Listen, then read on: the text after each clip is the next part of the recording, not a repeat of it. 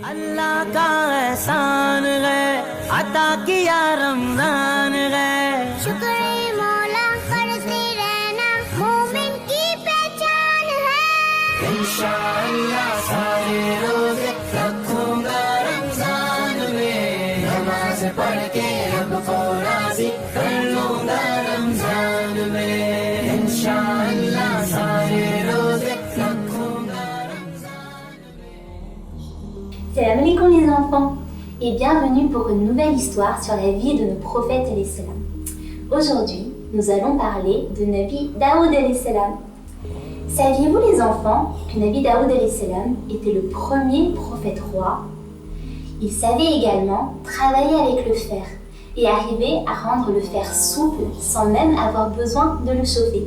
C'était là quelque chose qu'Allah subhanahu wa ta'ala lui avait appris. Allons donc découvrir les aventures de Nabi Daoud alayhi salam. La chute du géant.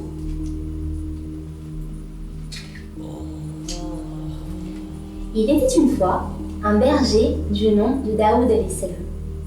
Son métier consistait à s'occuper d'un troupeau de moutons. Il les gardait tous ensemble et dès qu'il y en avait un qui manquait, il le cherchait et le ramenait avec les autres. Il les soignait quand ils étaient blessés. Il les protégeait des loups et des lions qui voulaient les dévorer. Daoud alayhi salam passait la plupart de son temps à marcher à travers les collines en compagnie de son troupeau, à la recherche d'herbes vertes. Une fois qu'ils en avaient trouvé, il s'asseyait et observait son troupeau manger. Les moutons adoraient aller brouter par-ci par-là. Daoud alayhi salam passait donc beaucoup de temps assis à les observer. Il réfléchissait beaucoup. Il observait les montagnes, les cailloux, les fleurs. Il admirait les millions d'animaux, d'insectes et de plantes qu'Allah a créés. Il s'émerveillait en regardant toutes ces choses extraordinaires. Daoud alayhi salam avait un don pour chanter les louanges d'Allah subhanahu wa ta'ala. Il lui suffisait d'ouvrir la bouche et Allah lui apprenait à chanter. Le son de sa voix montait des vallées jusque dans les cieux. Daoud alayhi salam chantait la beauté de tout ce qu'Allah a créé. Les collines, les cailloux, les arbres, les moutons. Les chants étaient si merveilleux que les montagnes renvoyaient leur écho vers le ciel. Dans ces chants, Daoud alayhi salam exprimait l'amour d'Allah et nous apprenait à ne plus avoir peur de rien. Ces chants étaient si beaux, si remplis d'espoir que même les oiseaux se mettaient à chanter avec lui. Ils se regroupaient autour de lui et joignaient leurs chants aux siens. Ainsi, au lever et au coucher du soleil, Daoud alayhi salam ainsi que les oiseaux et les montagnes chantaient la gloire d'Allah subhanahu wa ta'ala. Daoud alayhi salam passait ainsi sa vie à louer son Seigneur et à élever son troupeau. Deux choses l'aidaient dans son travail. L'une d'elles était un bâton, bien dur, avec un bout arrondi. Que peut-on faire avec un grand bâton? On peut s'appuyer dessus. On peut marcher avec. On peut s'en servir pour écarter les branches et se frayer un chemin. On peut attraper les choses qui sont trop hautes. On peut faire beaucoup de choses. On peut même réprimander un mouton lorsqu'il est trop vilain. Mais on peut aussi en sauver un autre qui se trouve coincé dans un trou. Daoud alayhi salam possédait également une fronde. C'était une simple lanière de cuir qu'il enroulait autour d'une pierre toute lisse. Il fallait tenir les deux bouts, la faire tourner autour de la tête de plus en plus vite et soup, swish, swap. En lâchant un bout, la pierre pouvait atteindre n'importe quelle cible. Daoud alayhi salam s'entraînait en visant les rochers. Il était devenu excellent à ce jeu-là. Si un animal venait à s'approcher de son troupeau, snap! Une pierre pouvait le faire fuir. Ainsi, les moutons étaient toujours en sécurité avec Daoud alayhi salam.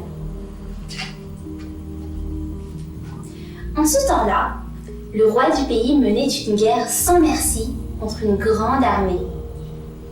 C'était une armée très forte, avec plein de soldats. Leur chef était quelqu'un de très fort et de très grand.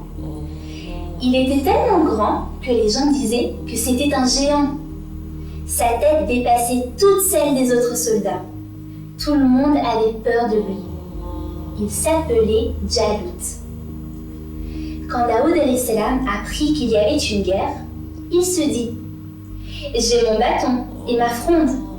Je peux peut-être me rendre utile. » Il laissa donc son troupeau et s'engagea dans l'armée. Daoud salam n'était alors qu'un adolescent. Les soldats marchèrent à travers collines et rivières jusqu'à ce qu'ils arrivent près de l'autre armée. Ils s'arrêtèrent près d'un buisson. Ils avaient très soif. Le roi Talut, s'adressant à ses soldats, dit « Que ceux qui sont avec nous ne boivent pas de cette eau, ou qu'ils en boivent, mais une seule gorgée. » C'était une épreuve pour tester les soldats. Mais seuls quelques soldats, dont Daoud salam, obéirent au roi, tandis que la grande partie de l'armée apaisait sa soif en buvant l'eau du ruisseau. Au moment de traverser le ruisseau, ceux qui avaient beaucoup bu devinrent tout à coup très faibles et prirent peur. Ils dirent « Nous ne pouvons pas nous battre contre Jalut et son armée aujourd'hui. Il est trop fort et ils sont trop nombreux. » Alors, les soldats qui avaient obéi à Talut dirent « Une petite armée peut en vaincre une grande. Allah est avec ceux qui persévèrent. » Ils prièrent donc Allah de leur donner du courage, et c'est ainsi qu'ils partirent au combat. Mais qui pouvait combattre Jalut? Il était trop grand et bien trop fort. Jalut se tenait ferme devant son armée, défiant quiconque de venir se mesurer à lui. Le roi demanda « Qui affrontera Jalut? Qui ?» Personne n'osait se porter volontaire. Personne ne voulait le faire. Daoud salam dit « Avec l'aide d'Allah, j'irai. » Tout le monde se moqua de lui. « Tu n'es qu'un petit berger, lui dirent-ils. Tu n'es même pas un soldat. Tu n'as même pas d'épée. » Mais le roi n'avait personne d'autre pour combattre Jalut. Il offrit donc sa propre épée à Daoud salam pour qu'il puisse se mesurer à Jalut. « Non merci, dit Daoud salam. Je suis habitué à mon bâton et à ma fronde. Je ne me servirai que de ces deux choses-là. » Il ramassa 5 cailloux bien lisses et marcha en direction de Jalut, bien décidé à se battre. Jalut l'attendait de pied ferme, hurlant et agitant sa grande épée. Il se pencha vers Daoud salam. Qui était donc ce jeune homme? Que faisait ce garçon avec ce bâton et cette fronde? Pensait-il pouvoir se battre avec ça? Daoud salam leva les yeux vers Jalut.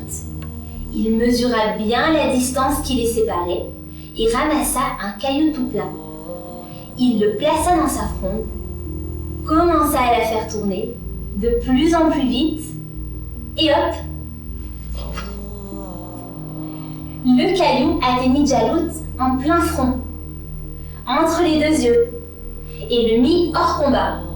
Jalut s'écroula avec un bruit assourdissant. Crèche! On aurait dit un tremblement de terre. Daoud salam s'avança vers Jalut, prit son épée et gagna le combat. C'en était fini du géant. Son armée s'enfuit à toute vitesse. Le roi Talut invita Daoud salam dans son palais. Il le forma au métier de roi. Daoud salam devint ainsi un très bon roi. Il dut abandonner son métier de berger et dut prendre soin de tout un peuple à la place. Mais dès qu'il le pouvait, Daoud salam allait dans les collines pour chanter la gloire d'Allah en compagnie des oiseaux et des montagnes. Et voilà les enfants, nous avons lu l'histoire de Nabi Daoud salam. Et que pouvons-nous donc apprendre de cette histoire? Tout d'abord, nous pouvons apprendre qu'Allah subhanahu wa ta'ala aide toujours ceux qui ont confiance en lui. Aussi, avec son aide, nous pouvons vaincre n'importe quel obstacle aussi grand soit-il. Il faut donc toujours avoir confiance en notre Seigneur. Merci beaucoup pour votre attention et on se retrouve très vite pour une nouvelle histoire. Kudafis! नमाज़ पढ़ के रब को राज़ी कर लूँगा रमज़ान में